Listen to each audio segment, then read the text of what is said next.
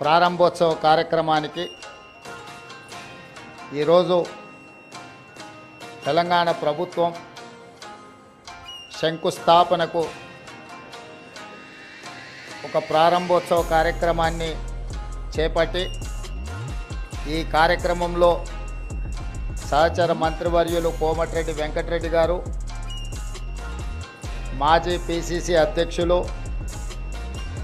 మాజీ రాజ్యసభ సభ్యులు, తెలంగాణ రాష్ట్ర ప్రభుత్వ ప్రత్యేక సలహాదారు పెద్దలు కేశవరావు గారు, నగర మేయర్ గద్వాల విజయలక్ష్మి గారు, రాజ్యసభ సభ్యులు అనిల్ కుమార్ యాదవ్ గారు, స్థానిక శాసనసభ్యులు మాజీ మంత్రివర్యులు దానం నాగేందర్ గారు,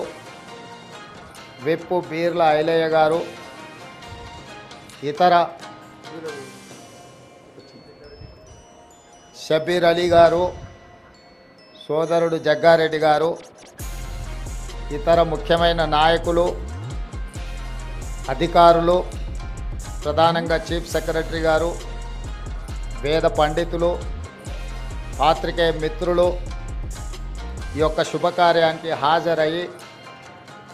10 సంవత్సరాల నుంచి నిర్లక్ష్యానికి గురైన తెలంగాణ తల్లి విగ్రహ ప్రతిష్ట శంకుస్థాపన కార్యక్రమం ఈరోజు ఈ ప్రభుత్వం తీసుకోవడాన్ని వారందరూ కూడా ఇక్కడికి వచ్చి